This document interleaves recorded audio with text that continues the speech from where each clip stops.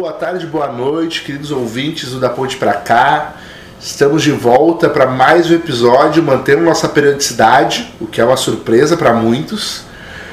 Estou aqui ao lado do meu amigo, meu co-host, meu parceiro Matheus. Tudo certo, Matheus? Tudo certo, e estamos aqui de novo para quem falou que a gente não era assíduo, né? Não, pô, 3 semanas é o nosso terceiro programa que a gente consegue manter uma periodicidade.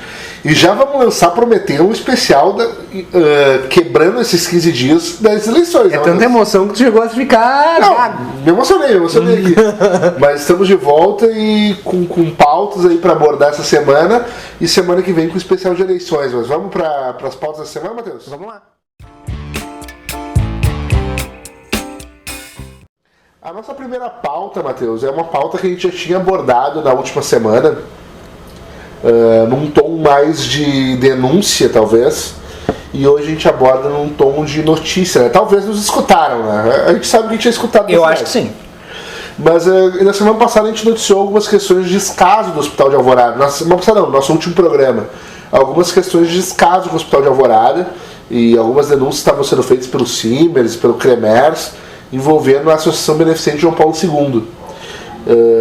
Pois na última segunda-feira o hospital foi anunciado como novo gestor do Hospital de Alvorada, que é o Hospital Ana Nery, em Santa Cruz do Sul, que está vindo para Alvorada, já está trabalhando na cidade, então Alvorada tem um novo gestor administrando o hospital, né, Matheus? É um gestor agora gaúcho, né, mais próximo da nossa realidade aqui, que talvez entenda também um pouco melhor aqui os problemas da nossa saúde, que era um dos problemas sérios que tinha com a Associação Beneficente João Paulo II, que era uma associação que atua no Nordeste, né? Isso, ela é portuguesa, mas ela tinha um projeto no Recife e tinha vindo para Alvorada agora, né? E daí era até difícil a comunicação, ficava muito longe aqui da nossa realidade, né? E agora a gente tem aí o Hospital Ana Nery, que o Gui teve a oportunidade de falar com o superintendente dele, isso? Isso, eu conversei com o Gilberto Gomes, que é superintendente, e com o Fernando Becker, que vai ser o administrador. E é até importante a gente falar essa questão do administrador, tá?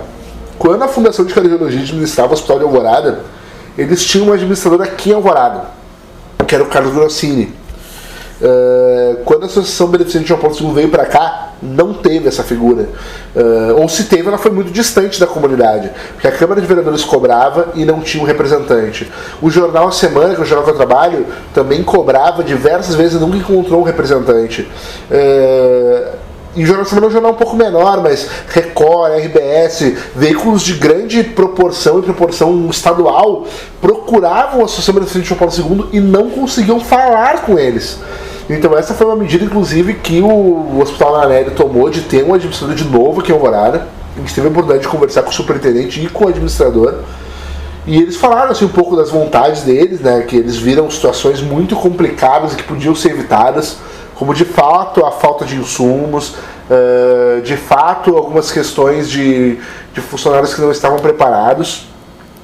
E o Hospital Ana Nery chega agora, não faz 2 semanas que eles estão trabalhando aqui na cidade, do dia que a gente está gravando, né, Matheus? Que dia a gente está gravando hoje mesmo? Hoje é dia 26/7 de 2024, Isso. Exatamente 21h51 da noite. Isso, neste momento ainda não faz 2 semanas que eles estão trabalhando aqui na cidade. E a gente vê uma mudança, assim, eles já prometeram algumas coisas, como retomar a questão dos partos humanizados, a questão que sempre foi uma referência aqui de Alvorada, de buscar informações sobre o tomógrafo, que é uma coisa que foi anunciada há alguns anos já e que a gente ainda não teve novidades, de recuperar a questão de radiologia, raio-x, que Alvorada não tinha equipamentos, e de buscar que talvez seja o grande diferencial deles, assim, e isso não é uma coisa que só eles disseram, a gente ouviu em outras cidades. Uma gestão humanizada, um atendimento humanizado. E eu acho que Alvorada, que é uma cidade tão carente, um hospital que é 100% SUS, como a gente tem aqui, desculpa, gente, essa questão humanizada é importante, né, Matheus? Eu acho que a grande crise, né, para além do sucateamento do hospital, é uma crise de credibilidade, né? A gente vê que a imagem do hospital para a sociedade ficou muito manchada nos últimos tempos, assim. Espero que essa associação aí que está tomando conta, né? É importante também destacar que é por um ano, né? Emergencial, né? Então, e a gente sabe que um hospital ele é um trabalho a longo prazo, né? Porque a questão de saúde pública não é uma coisa que se resolva assim tão fácil. Mas eu acho que é importante a gente destacar que é uma mudança de ares, né? A gente, pelo menos pelas falas, né? É um sopro aí de rejuvenescimento, assim, na questão da gestão do hospital, né? Que sejam, né, competentes e que entreguem, porque no fim das contas quem é onerado é o povo, né? Com a falta do hospital, né? Se a associação, eu não conheço a Associação Beneficente João Paulo II, né? Mas daqui a pouco eles fariam um bom trabalho, né? Não foi o caso, né? Mas daqui a pouco eles fazem um bom trabalho lá no Recife, né? Então, assim, ó, que venha essa associação Ana Nery aí agora e que cumpra, né? Tudo que seja prometido, e também a gente, se não cumprir, a gente vai estar aqui fiscalizando, né? Como sempre, né? O hospital é pauta recorrente aqui do nosso podcast. A Associação Beneficente João Paulo II tinha assinado um contrato de 180 dias, tá? Que seria em torno de 6 meses de trabalho. O contrato foi rompido com 4, devido a, como a gente falou no nosso último programa, uma série de acusações, de descaso e tudo mais. O contrato com o Ana Nery é de 1 ano, tá? Também é emergencial, mas de 1 ano. A vontade que eles disseram, e eles inclusive falaram que os investimentos que eles estão cobrando, seja tomógrafo, seja radiografia, seja retomar os partos humanizados, seja ampliar alguns serviços, são para o Hospital de Alvorada, e não necessariamente se a Ana Nery ficar ou não, mas que é sim a vontade deles permanecer após esse 1 ano, quando for lançada uma licitação em definitivo. Obviamente que se eles fizerem um bom trabalho, que eles fiquem; se eles não fizerem, que rompa-se o contrato e saia antes, né? Porque a população de Alvorada não pode ficar, porque tem um contrato, dependente de uma instituição que não faça um bom trabalho. Que bom que o Estado rompeu o contrato anterior antes dos 6 meses, que isso sirva inclusive de alerta para a nova administração, que não é porque o contrato é maior que a gente vai ficar mais tempo, muito pelo contrário, a gente tem que ficar em cima, porque é uma coisa que eles falaram e que é muita verdade, assim. Ninguém vai no hospital porque quer, né? Quando a gente procura o serviço de saúde, quando a gente procura um hospital, um posto de saúde, uma UPA 24 horas, é porque a gente de fato está precisando desse atendimento. Então tem que ser. E ninguém está obrigando o Hospital Ana Nery ou a Associação Beneficente a assumir essa responsabilidade. Se escolheram por assumir, que façam um bom trabalho e que atendam bem a comunidade, né? E com a credibilidade de sempre, né, Matheus? A credibilidade que eu encontrei numa festa junina semana passada, que a gente encontrou no churrasco segunda-feira, que a gente tem o prazer de ter aqui ao nosso lado, além de um colunista, um amigo, que é o nosso parceiro Fábio Marçal, pró-reitor de ensino do Instituto Federal do Rio Grande do Sul. O que será que ele vai falar pra gente essa semana? Com ele não há crise de credibilidade.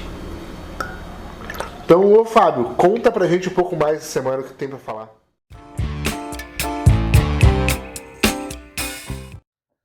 Olá, tudo bem? Sou Fábio Marçal, professor do IFRS. Estou aqui com passe livre para explorar algum tema trazendo da ponte para cá que reverbere no mundo e chegue à nossa alvorada. Essa semana perdemos uma grande intelectual, uma grande ativista, uma grande pensadora do país e da cultura popular. Estou falando do falecimento da Rosa Magalhães, carnavalesca, de memoráveis carnavais no Rio de Janeiro, na Imperatriz Leopoldinense, onde foi campeã, mais de 5 vezes campeã, me parece, na Vila Isabel, o último título dela, também no Império Serrano, enfim, agremiações, escolas de samba muito importante para a cultura brasileira. Os carnavalescos são intelectuais que pensam e nos fazem refletir sobre temas históricos, temas religiosos, temas da nossa raiz, temas, enfim, que reverberam de uma forma muito importante no nosso dia a dia. As escolas de samba são espaços culturais populares. Existe um conjunto artístico que apontam a escola de samba e lhe caracterizam como um espaço de arte total. A dança, a música, o canto, artes plásticas, enfim, tem um conjunto muito importante de expressão artística que se aglutinam ao redor de uma escola de samba e com caráter popular. É o povo que está ali. É a maioria, os representantes das classes sociais, que são a maioria desse nosso país, que é a classe trabalhadora. Então cumprem esse papel muito importante na nossa sociedade. Eu fico muito curioso em tentar entender por que Alvorada não tem uma escola de samba que possa desfilar, por exemplo, entre as grandes no Carnaval de Porto Alegre, que é um lugar onde existe uma disputa e uma apresentação, uma disputa e uma festa que envolve as cidades da região metropolitana. A atual campeã do Carnaval de Porto Alegre, por exemplo, é de Gravataí, Acadêmicos de Gravataí. Primeira escola de fora de Porto Alegre a vencer o Carnaval dessa cidade aconteceu esse ano, em 2024. E a minha curiosidade é porque Alvorada, no Carnaval que existe aqui, de desfile que existe, de escolas, de bloco, a gente vê que mobiliza muitas pessoas, que as pessoas querem, têm desejo pelo Carnaval. Alvorada é uma cidade negra e o Carnaval é um movimento de expressão cultural popular e negro. E por que Alvorada não tem essa potência, uma escola ou escolas de sambas potentes, ao ponto de aglutinar a cidade ao seu redor e de levar essa festa e compartilhar as nossas experiências, a nossa vida, nosso olhar, nosso jeito, num espaço como o Complexo Cultural Porto Seco. Eu tenho certeza que nós temos potência para isso, tenho certeza que tem gente que se envolveria num movimento como esse, e por isso a minha inquietação, porque que não acontece, né? No passado já tivemos escolas que desfilavam no grupo especial de Porto Alegre e que representavam muito bem a nossa cidade, a nossa cultura e o nosso povo. Um grande salve a Rosa Magalhães, um grande salve às escolas de samba do Brasil, um grande salve às escolas de samba e à cultura popular da nossa cidade, Alvorada. Forte abraço.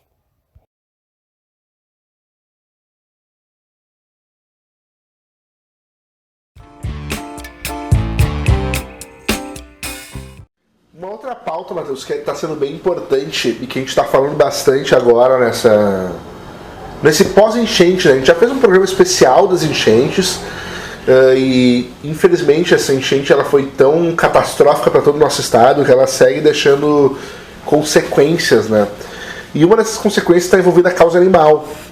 Em Alvorada, cidade onde a gente vive, que teve aí uma região da Americana, Nova Americana, uma região aqui da Maria Regina, 11 de abril atingida, Umbu também, esses bairros mais próximos do Rio Gravataí, dos Arroios, né? A gente tem um outro problema que é envolvendo a causa animal. Segundo informações da Secretaria de Meio Ambiente, que é a secretaria que cuida dessa pauta, são mais de 400 cachorros abandonados e que estão em abrigos da sociedade civil. O que é uma situação calamitosa, né? Até porque a gente tem que achar um lar para esses cachorros, né, meu Deus? Inclusive, né, o ouvinte que vai estar ouvindo esse podcast na segunda ou na terça, quando o Guilherme editar e colocar ele no ar, e já tem inventado a viagem no tempo, vai ter a oportunidade nesse sábado, dia 27, participar da feira é a feira de... Feira de Adoção de Animais. Feira de Adoção de Animais de Alvorada. Tem mais de 400 cãezinhos, gatinhos, só cães, 400 cãezinhos precisando de um novo lar. Você ouvinte que esteja afim participar, porque assim, a gente sabe que, né, agora falando do sábado, você ouvinte que está escutando na segunda, a gente sabe que esses 400 animais não vão ser adotados num sábado só, né? A expectativa da Secretaria de Meio Ambiente é de levar entre 50 e 60 cachorros e ter um portfólio de fotos dos demais, tá? Então se eles vão levar só entre 50 e 60, e existem outras 2 feiras marcadas para o mês de agosto, a gente sabe que não vai ser tudo, então as pessoas vão poder ir outro dia. Não me critica, Matheus. Vão ter a chance então de adotar um cãozinho. Para quem não sabe, aqui onde a gente grava, aqui a minha casa, vulgo a minha casa, Aí eu tenho 2 cãezinhos aqui e é uma felicidade, né? O astronauta é Bianca. Uma felicidade ter eles aqui. Então, assim, ó, quem quiser um amigo é só comparecer, né? E depois de ter inventado a máquina do tempo, aparecer nessa feira que vai rolar no sábado. Ou eles podem ir nas outras 2 feiras, né? Eu te passei as datas, inclusive, temos outras 2 feiras agora em agosto, né? Que num programa futuro a gente vai trazer esse serviço, né? Hoje não vai ter como falar sobre as datas, mas assim, já fiquem atentos, já vão comprando as casinhas já. Mas assim, acho que é importante, brincadeiras à parte, a gente destacar essa questão, assim, o governo federal enviou um recurso para Alvorada, envolvendo a questão da causa animal, para a questão de microchipagem, castração, vacinação e compra de ração. Nessas 3 feiras, tá? Que aconteceu, né, no sábado. A primeira aconteceu no sábado e as outras são dia 10 e 24 de agosto. Isso. A do dia 10 na Praça João Goulart, assim como foi a primeira, e a outra na Lagoa do Cocão. Nessas 2, a ideia deles é conseguir encontrar um lar para esses cães, e daí esses cães vão estar todos microchipados, vão estar todos vacinados, castrados, vai ser então um kit de ração para os novos tutores. Esses novos tutores vão ter que assinar um termo de responsabilidade pelos animais, numa ação da prefeitura que visa, obviamente, eu acredito, tá, que os 400 animais não vão encontrar um lar até nessas 3 feiras, e que a gente vai ter que pensar daqui a pouco numa espécie de um santuário, numa parceria com uma ONG. Isso está sendo debatido em Porto Alegre também, é um problema de diversas cidades, mas que a gente tem que se pensar, porque é uma população canina que, beleza, foi castrada, então o controle populacional vai acontecer, mas que precisa ter uma solução para esses cães, que sejam cães que já eram cães de rua, ou cães comunitários, sejam cães que a gente sabe de tutores que não quiseram pegar esses animais de volta, ou que não procuraram esses animais, terem uma vida digna, né, Matheus? Porque é muito complicado essa realidade que, assim como muitas pessoas viveram, muitos cães também viveram, né? São desdobramentos da enchente que a gente nem pensa, né? Num primeiro momento a gente não pensa, né? Assim que possa ocorrer, né? Mas é impressionante a quantidade de cãezinhos, né? Que tem mais de 400 cães, né? É muito louco isso, né? Pensar que a gente tenha mais esse problema pela frente, né? Mas assim, adote, não compre, adote. Se tem uma coisa que eu posso falar, o Guilherme aqui, ele é tutor também de um cãozinho adotado, né? A Shakira. E assim, assim, uma causa que a gente acho que é mais unanimidade, assim, né? A causa animal é uma coisa que é difícil alguém ser contra, né? Então, assim, tomara que tenha bastante interesse nesses dogs, assim, os dogs, né, pra falar mais inglês. A gente tem um público de fora aqui, né, que nos escuta, né? Anglo-saxônico, né, eu diria. Mas, assim, não compre, adote.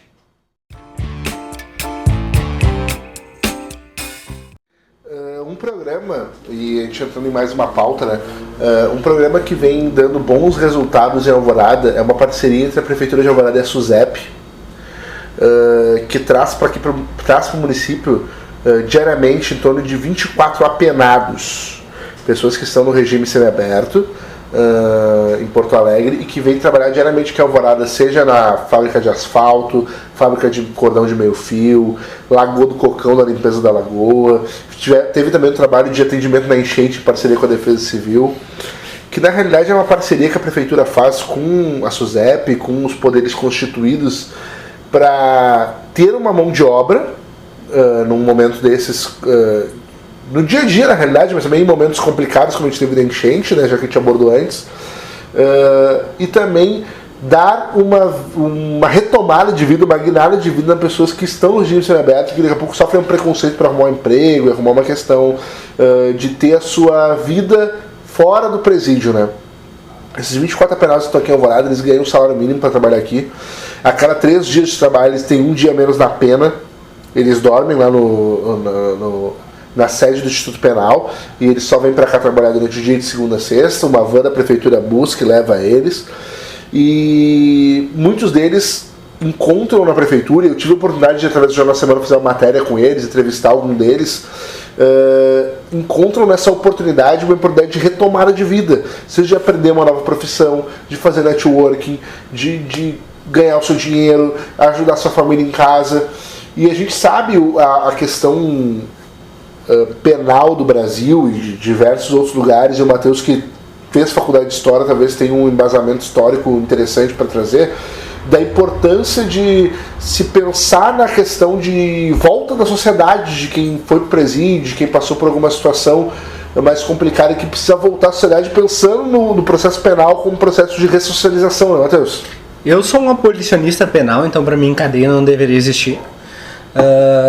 Eu acredito que é um tema extremamente complexo da gente, né, conversar. Essa questão da ressocialização é uma coisa que sim tem que ser colocada, até porque a população penal no Brasil é uma coisa absurda de grande. A gente sabe que muita gente é colocada em presídio ou colocada em situações terríveis, assim, por falta de opção, pequenos delitos, coisas assim. E realmente esse pessoal, num segundo momento, acaba não conseguindo sim, ingressar no mercado de trabalho. Só que, por outro lado, também é bem complicada essa questão, porque assim, pode ser considerado também uma comercialização daquela população carcerária, né? Porque se tu for pensar, a questão do salário mínimo, né, me pega muito, assim, né? Esse é até um assunto que é mais cascudo do que eu pensei que seria, porque eu sendo bem sincero, não conhecia esse programa, essa parceria. Não é só com a Alvorada, tá? Outros municípios, inclusive entidades privadas, podem ter essa parceria com esses institutos penais. Eu inclusive pra quem não sabe, eu trabalho numa empresa que faz comércio de material para indústria e tal, né? Então eu já tive contato já com esse programa em outros municípios, já em apenados que trabalhavam em indústrias de determinados municípios de Charqueadas, se eu não me engano, posso estar enganado, já faz muitos anos. Mas também tem que ver qual é a qualidade desse emprego que está sendo colocado, né? Porque assim, a ressocialização é uma coisa muito séria para nossa sociedade, uma coisa que também tem que ser pensado assim além, porque uma hora o regime semiaberto acaba e aquele apenado se pagou a sua dívida com a sociedade e vai ser reintroduzido na sociedade, e muitas vezes é reintroduzido de qualquer forma, né? Então assim, é interessante, é bem interessante a questão desse programa, mas também ela levanta vários questionamentos, né? Para onde que vai esse apenado quando termina o seu semiaberto, que tipo de serviço esse apenado está fazendo, a remuneração é realmente a mínima necessária para se manter, porque a gente sabe que o salário, né, em teoria é para manter a pessoa, né? Eu acredito que um salário mínimo hoje tu não consiga manter uma família, nem consiga se manter sozinho, assim, é uma coisa bem complexa. Mas assim, toda a iniciativa para ressocialização é uma coisa que começa já numa discussão que ela é estruturalmente fragmentada, na minha opinião, porque como bom abolicionista penal, acho que a nossa discussão tem que ser para outro lado, né? A ressocialização, ela é uma pauta por existir um sistema carcerário. Se não existisse o sistema carcerário como a gente entende ele hoje, não haveria necessidade de ressocialização. Mas aí é uma questão de estrutura muito mais forte, que acredito que o nosso pouco tempo de podcast aqui não vai pegar um tema tão complexo assim. A gente trouxe mais essa relação de Alvorada, essa situação que existe aqui na cidade, dessa parceria que tem. E eu tive a oportunidade, como eu disse, de conversar com algumas pessoas envolvidas nesse trabalho, seja o representante da SUSEP, seja os apenados que de fato estão trabalhando e que encontram essa oportunidade. Obviamente que debater a questão penal no Brasil como um todo é algo muito mais complexo, e que eu particularmente não tenho a capacidade intelectual e nem o conhecimento de debater isso. Tem sim. Mas a ideia era um pouco divulgar esse programa e a importância que esses apenados vêm na parceria com a Alvorada, obviamente. A gente trata de Alvorada, mas como a gente disse, existem essas parcerias em outros municípios e até iniciativa privada, de ter nesse programa uma oportunidade de retomada de vida, né? Tomara que cumpra-se, né? Que o programa seja realmente efetivo e tal. A gente também tem que observar dados e tal, para poder fazer essa afirmação. Mas eu acredito que sim, porque realmente é uma situação que existe no Brasil, né? Infelizmente, a nossa população carcerária é gigantesca, as instituições de penitência são cada vez mais, assim, depósitos de seres humanos, né? Então, assim, tomara que esse pessoal consiga mesmo. E a gente sabe o quão difícil, o quão duro pode ser a vida de alguém que tenha o seu nome manchado, né? Por uma prisão, né? Que realmente aqui no Brasil é excludente tu estar dentro do sistema penitenciário. Assim como a gente tem a coluna do Marçal, nosso amigo, existe um outro intelectual de Alvorada que vai ter livro lançado em breve, que também tem uma coluna aqui com a gente. É o nosso parceiro Fabiano Vaz. O cara tá pensando até planos de educação pela cidade, né? É um cara que, assim, ó, ele é... Eu hoje tô com poucas palavras, né? Mas, assim, o Mosquito... Vulgo Mosquito, né? Vulgo Mosquito. Vulgo Mosquito é um cara que dispensa apresentações, né? Então, Mosquito, conta mais um pouquinho da história de Alvorada pra gente. Olá, ouvintes do Da Ponte Pra Cá. Eu sou o professor Fabiano e vou falar mais um pouco sobre a história de Alvorada. Nos anos de 1930, um acalorado debate envolveu a intelectualidade porto-alegrense.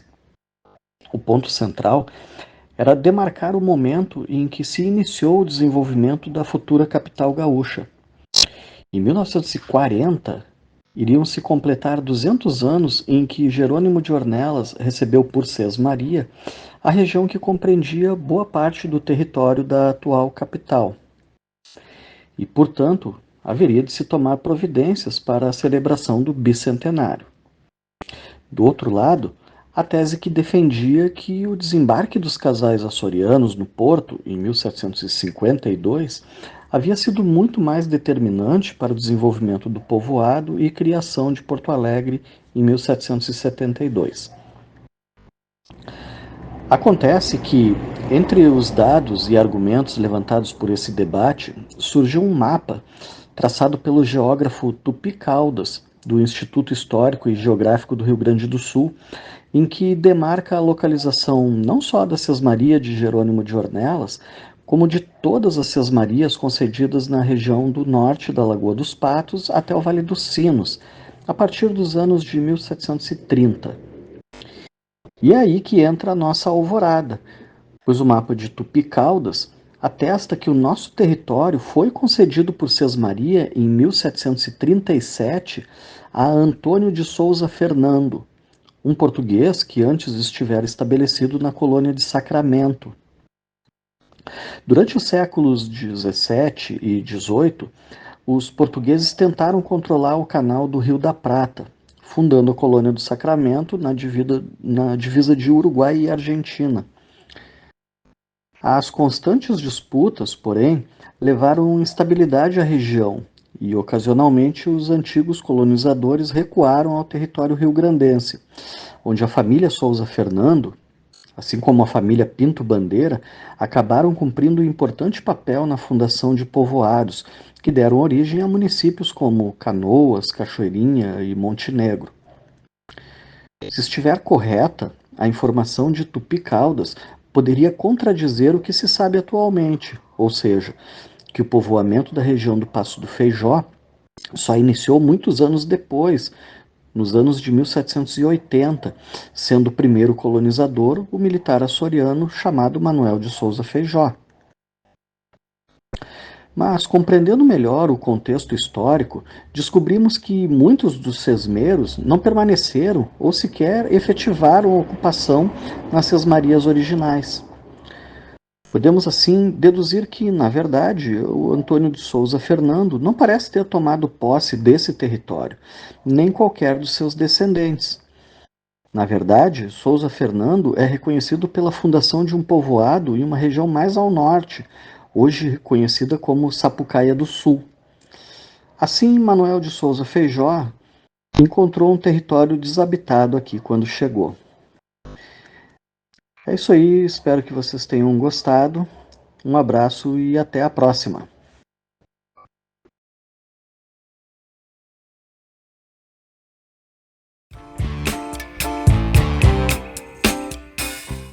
Na nossa coluna da Paulo Gustavo, da Lei Paulo Gustavo, que é uma coluna que a gente já também está trabalhando com ela a cada programa, né?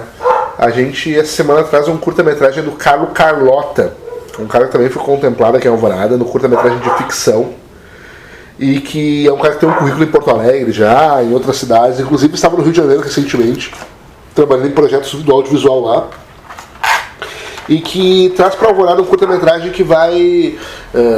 que tinha o papel e tinha a ideia de gravar esse curta-metragem em um dia e ter uma diária que se passa num local apenas, até por todas as questões orçamentárias e questão de tempo, né? Esse curta-metragem ele era para ter sido começado a ser gravado entre julho e agosto. A gente já está entrando no mês de agosto, mas obviamente a questão da enchente pode ter prejudicado. A gente tem nesse curta-metragem, inclusive, a participação do John, né? O Dona Conceição, para quem conhece, um artista da cidade, vai estar no elenco. O Saul, da Audio Laser, também faz parte da equipe. Existe a possibilidade, inclusive, de mim, Guilherme Vunda, fazer parte dessa equipe, tá? Que é um agente cultural, né? Cara, que às vezes tu diminui a tua importância aqui. Eu não conseguiria ter essa humildade que tu tem. Para. Mas assim, é um curta-metragem que a previsão dele era de ser gravado entre julho e agosto e ser lançado em setembro, outubro. A gente não sabe, faz tempo que a gente não conversa com o Carlotta para saber qual é a ideia dele de quando começar de fato a gravar e depois a lançar. Mas é um curta-metragem de ficção, que é um valor um pouco maior do que os curta-metragens que tinham. Eram 2 de ficção e os outros 10 poderiam ser ficção, poderiam ser documentais. E que a gente tem aqui mais um projeto legal que mostra um pouco do cenário audiovisual de Alvorada, né? Seja através da Alvoroço, seja através da Audio Laser, seja através do Carlotta. A gente sabe que também tem o Rodrigo Castelhano, que também produz curtas-metragens, e outro curta-metragem ficcional é dele, inclusive. Então, que esse cenário audiovisual de Alvorada, que já é muito pujante, seja também no IFE ali com a produção audiovisual, com o FECE, seja Alvoroço, seja Carlotta, seja outras pessoas, que ganhe cada vez mais espaço, né, Matheus? Então, assim, Carlotta é grande elenco, né? Inclusive alguma parte do elenco aqui do nosso podcast. Talvez. Pra cá, talvez, nada. É que o cachê é caro, né? Mas, assim, boa sorte ao Carlotta e que venha mais, né?